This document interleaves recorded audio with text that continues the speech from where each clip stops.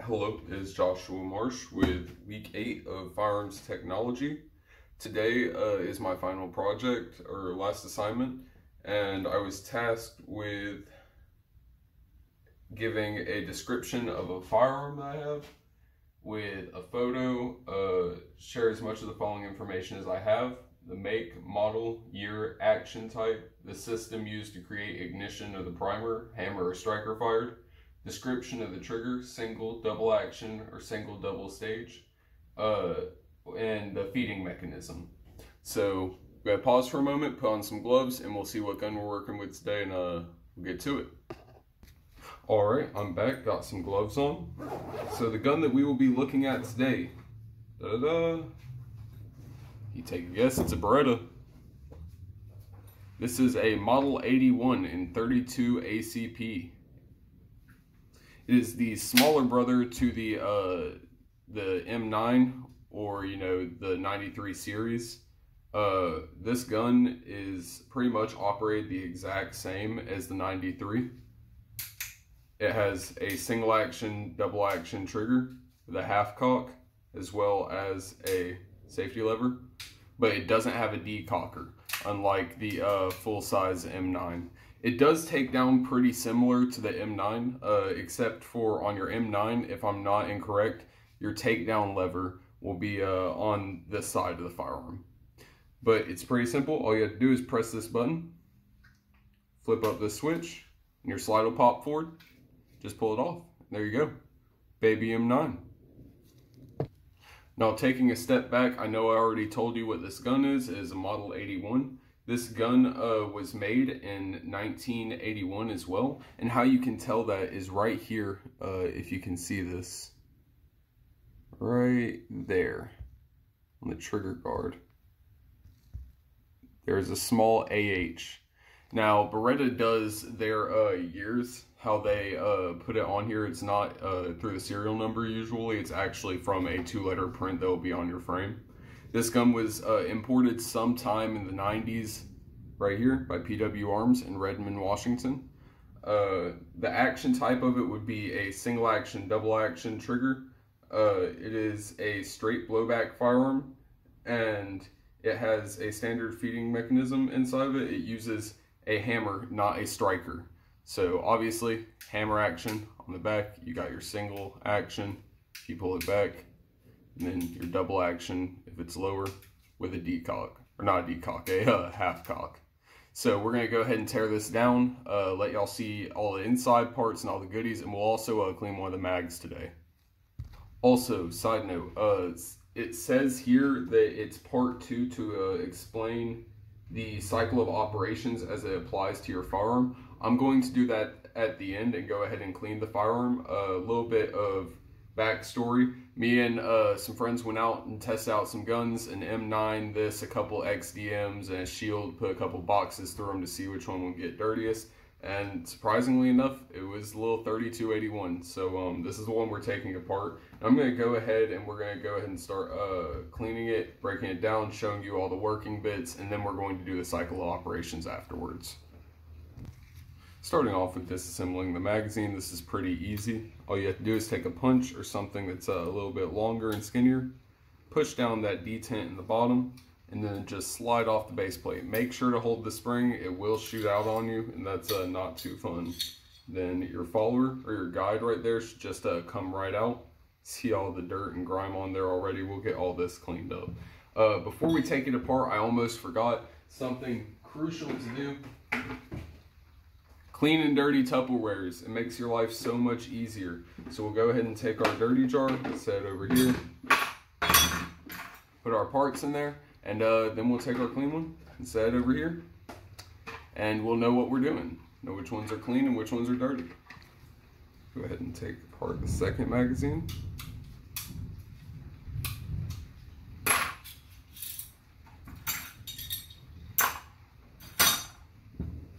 Break down the gun.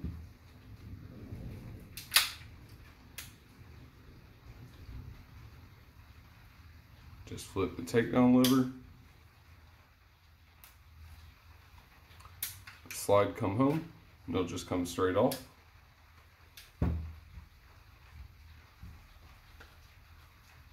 we're going to go ahead and do is just press in your recoil spring.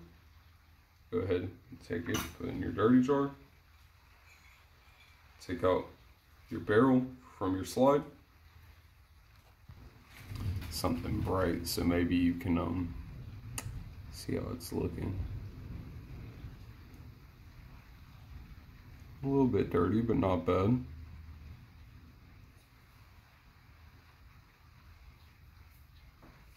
Alright, so now we're just going to go ahead and set the lower receiver to the side and go ahead by cleaning our barrel so we can get our slide assembly reassembled.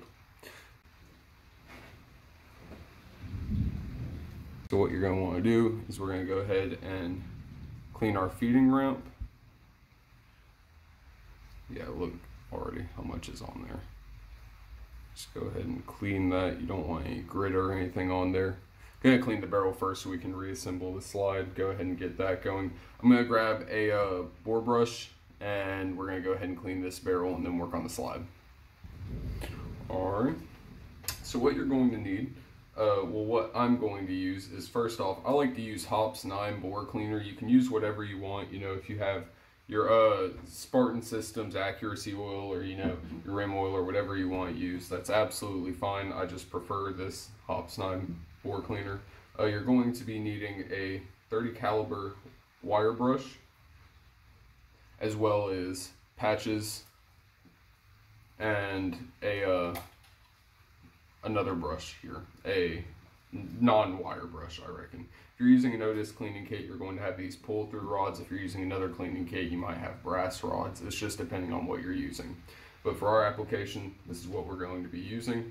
What we're going to start off by doing is taking our wire brush.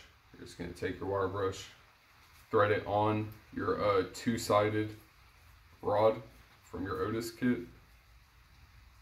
Just slide it through. Be careful not to just have it riding on the side. Put your pull handle on there. And just pull it through. It's going to be a little bit snug. Just make sure to have even force pulling it through. Let's see if you can see that. Yeah. So there shouldn't be really any more dirt or grime in there after that first swipe anyways. But the copper brush or the wire brush does do a good job at disturbing any grit that's down in the grooves. So yeah, definitely important. So what I'm going to do next, set the barrel down for a second. You're going to want to grab one of your patches. If you're using your round patches, that's fine. I'm just going to be using square patches today. Just run it through the end right there. Pull it through. What I'm going to do is I'm just going to sit this down, this hops. Make sure you get anything else that's on there, any extra off of there. And we're going to do the same thing that we did before, always making sure to go from breech to muzzle and not from muzzle to breech. You don't want to mess up your crowning. Now we'll do that one more time just to get anything else down in there, and I'll show you what that looks like after we've pulled it through a couple times. Alright. So after pulling it through, you're probably going to see some residue inside the barrel, and that's just, you know, from the liquid sitting on the inside. So what we're going to do now is go ahead, since we took our wire brush off, put our 357 cal non-abrasive brush on here. And you could just pull this one through by hand. That shouldn't even be hard. Go ahead and run it through twice. You see how much dirt's on there? Already picking up a good bit of it. Run it through 3 times, and I guarantee you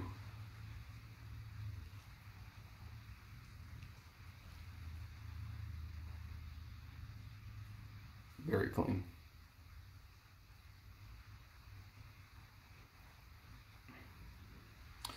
Alright, what I'm going to do now, which I just like to do this with everything, switch out gloves. Always get stuff on your hands, transferring, you know, oil or grease to different parts of the gun that you don't really need it at. Let's take a paper towel and wipe it off, because this is going to get oil on it eventually at some point. Right now, while we're cleaning it, I'd like to see what's actually on there. Now what we're going to do is just go ahead and move all of this stuff out of the way. because we're going to focus on the guide rod, the recoil spring, and the slide now. Go ahead and get that all put back together, get our upper assembly put back together. So we'll take our barrel, put it in our clean jar, take our guide rod, just take a paper towel and wipe it off. Get any residual residue off of there, anything left on there. As you see, cleans up. Spring, you don't really have to do anything to, just observe it, make sure that there's no cracks or anything, it's not bent or looking bad. If so, you might want to replace it. Go ahead and slide your guide rod back on your recoil spring, set that in clean. Now we're going to grab our slide assembly. Now the slide assembly is going to be pretty dirty. You can't really see in there. I'm sorry for the poor lighting.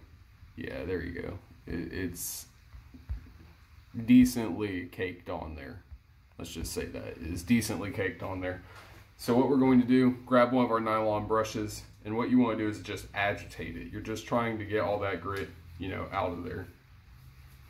And then you're going to come back with a swab, and the swab is what's going to pick most of it up. This is just getting it loose from whatever crevice it's in.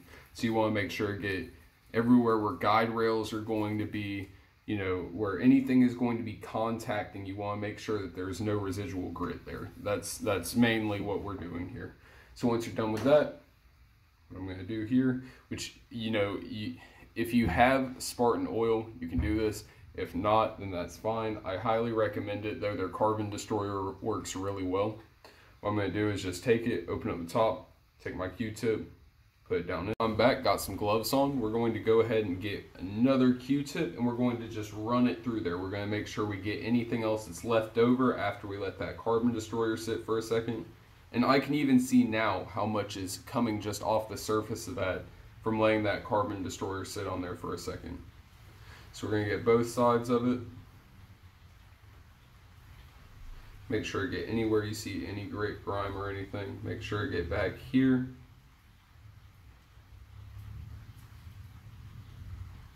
Make sure to look at it from other angles and get everything out of the small corners as well. There can be stuff hiding, you know, up here in the front lug. Alright, now that we got this cleaned up, what we're going to do, set it down. We're going to get our CLP10, or my bad, our CLP FP10, which is a lubricant, and just put it right there. A little bit's a lot, y'all. A little bit is a lot. Put it in the guide rails. Just put it in the guide rails. Get you a Q-tip. You don't have to do this. Most people would just let it sit in there, but I accidentally put a little bit too much, so we're just going to do that. There's still enough inside the rails. You can usually visually observe it. As long as it's not dripping off of there, you don't have a problem. I'm gonna put one dot right here. What we're gonna do now, go ahead and set this down. We're going to go ahead and get our slide assembly together before we protect the outside. So we're going to put that back together, put our barrel into our slide assembly. Gonna take our guide rod and recoil spring, just slide it in there and pull it back until it hits that little detent. Now that this is together, what I'm gonna do is just grab a silicone cloth. These are great. If you don't have one, you need one. It'll stop your gun from corroding if it's staying as safe, or if you touch it often, it's just that extra little layer of sealant for it. So you'll go over it, just make sure you get the whole upper assembly. Anything that's metal, it'll look shiny. That's how you know that you've hit it already. And you want to have gloves on when you're doing this, because you don't just want to get your fingerprints on it. Alright, and now that it has been sealed up, everything looks good and clean. What we're going to do is go ahead and put this, our whole slide assembly, in our clean jar. Set this aside. And now we're going to get to work on the magazines, and then we'll do the lower receiver. So we're going to go ahead and take our springs and set them aside because they both look clean. No problems with these. Sometimes if you do keep your magazines fully loaded, your springs will start to have what's it called, not, you have feeding issues, and it's easily fixable if you just, you know, either don't keep them stored fully loaded, maybe keep two out of it, or you just take it. But regardless, we have our actual magazine bodies here. What we're going to do is visually observe inside that there is no grit or grime. In this case, there is. So we'll just take a nylon brush in there. None of this has to be lubricated or anything. Just needs to be clean. The grime, the cartridges get getting dirty inside of the magazine. Just make sure you look in there, get all the corners, and it should be looking good. So after you get that clean, what you're going to go ahead and do, take your base plate. If you want to, I've kept this.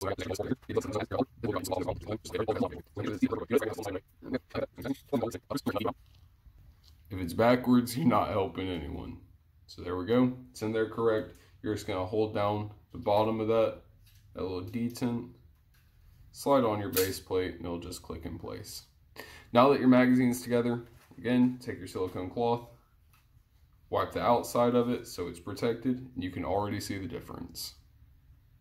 Good. Repeat the process on the lower magazine off camera, and then we'll get to breaking apart the lower receiver.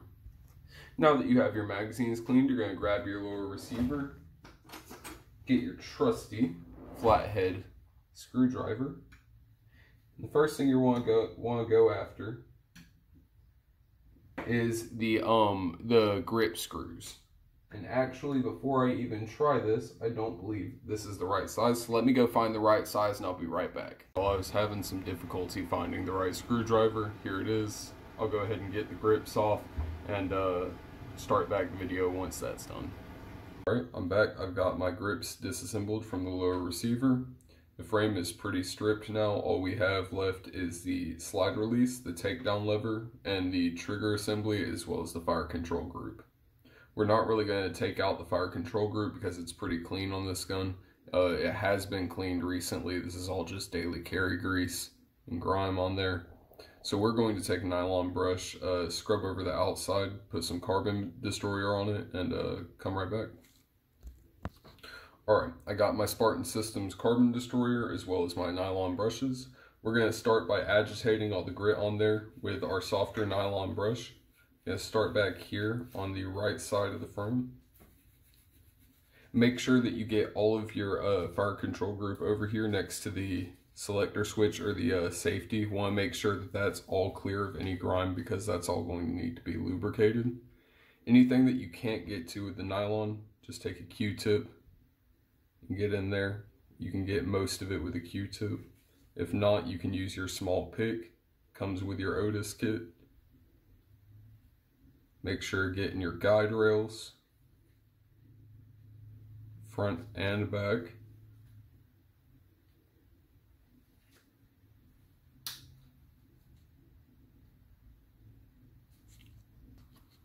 Gonna flip it over to this side and do the same process. Starting at the grip. Want to make sure you get in all of the small crevices. Again, you can't get to, just use a Q-tip. Now from what I've noticed, when I went out and tested at the range with both the M9 and the 81, out of the controlled box that we shot one box of Blazer FMJ out of both.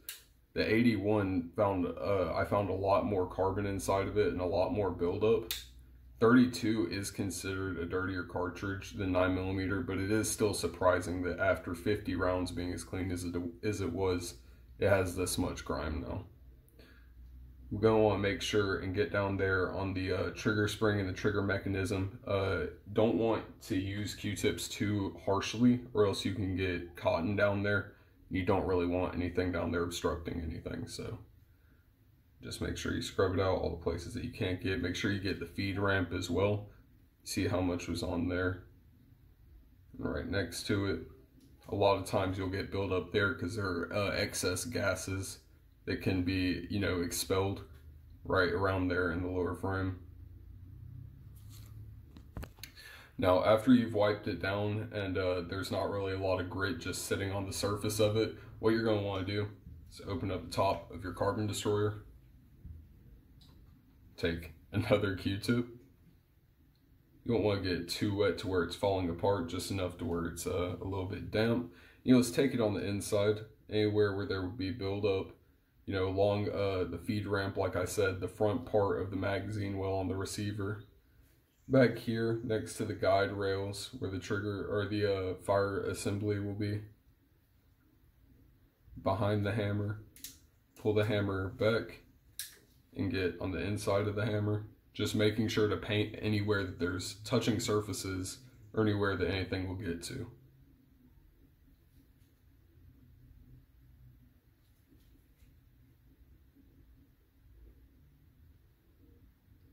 You don't need a lot of this stuff. Just make sure to get it wet on there and then coat anywhere.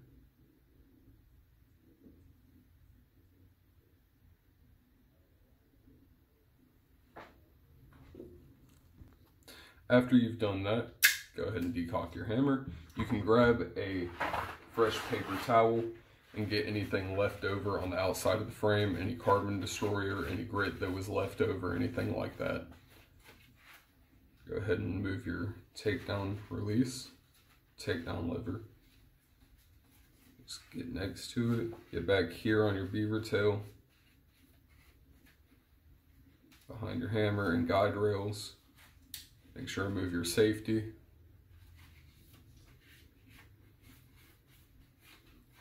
As well as inside of the magazine well.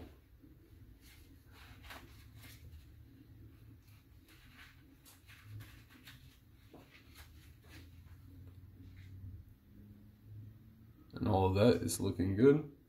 So now we're going to go to the next step, which is sealing it. Gonna get our silicone cloth, go over it, put some accuracy oil in there and some FP10 to help lubricate it. Then we should be reassembling it. Alright, we're back. Sorry for the lighting too, it's getting a little bit dark outside, so we're gonna go ahead and finish this up. We're gonna grab our FP10 from CLP, as well as our accuracy oil from Spartan Systems. So what you're going to want to do is make sure to get all of your FP10 from CLP on the guide rails and on the inside of the fire control group, as well as on the trigger assembly. Not too much to where it's soaking or it's getting thrown around when you shoot it, but just enough where it has a good layer on there to protect it. Because as you can see, this gun hasn't been properly lubricated in the past. You can see wear marks on the guide rails, front and back on both sides. And you know, that does happen to guns over the years, but you can tell that it's even eaten down past the bluing. Like it's pretty deep. So make sure that you have enough on there to where it's nice and wet. All right, go ahead and get your FP10. Take off the cap. You're just gonna want to do one drop. I cannot stress it enough. One drop on those guide rails. You do not want this stuff just flinging around. It's not worth your time to clean it off. Just put a little bit on there. Pull your hammer back. You can put just a little bit right there on that place that's rotating and contacting. Over here, as well as on your trigger assembly up here. And if you want to, just put a tiny bit on your finger and touch the feed ramp right there. Just lightly lubricating it. You can put your top back on your FP10.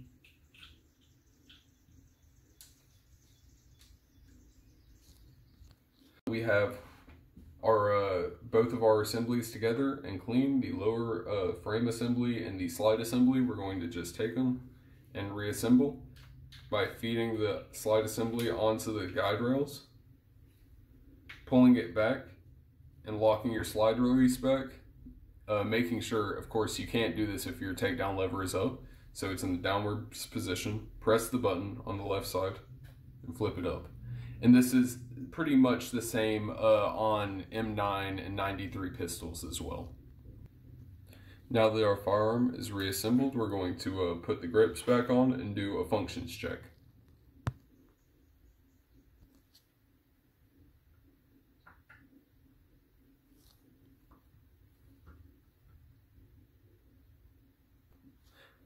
Now that we have our firearm reassembled, both of the grips are on. Also, I cannot stress this enough, you don't have to torque your grip bolts, you just have to tighten them to where they're snug. What we're going to do is take our Hops 9 silicone cloth, like always, just to make sure it's sealed. This will make sure it doesn't rust in your safe or when you touch it. Help stop corrosion. So we're just going to make sure all of it looks shiny. Get the whole gun, any metal surfaces you'd be touching. I generally don't get the beaver tail though, because right here you see there's not a lot of wear on there and the blue ink's intact. I don't really think this is a place that's going to corrode, and I don't want slippery where I'm going to be holding it. So once the whole gun's been coated, looks nice and shiny, we can go ahead and put our silicone cloth back in the bag.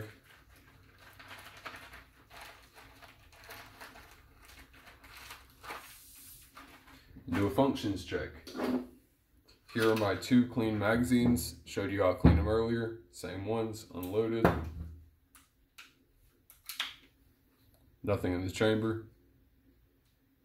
Always make sure visually and physically observe that. It's not worth the risk. Single action, half cock, double action.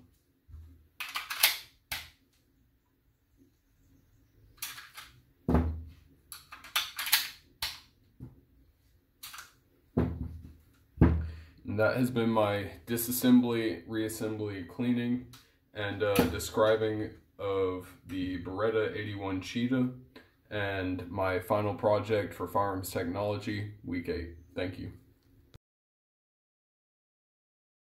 Maybe even 2 over here on the guide rod. Are you serious? Alright, now time to do our cycle of operations for this 81. We'll be using a reference from a 93 series. The first cycle of operation would be firing. So with the safety off and the hammer back in the firing position, once the trigger is pulled, the hammer will fall forward and hit the firing pin. The firing pin will then strike the primer on the cartridge and ignite the propellant, sending the bullet out of the barrel.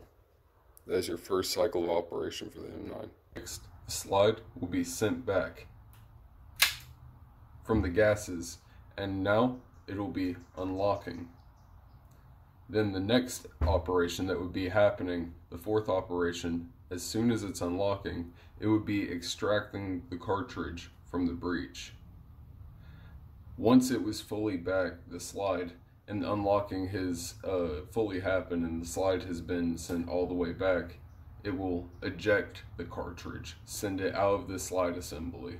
Also, cock the hammer, putting it in single action mode to fire the next round.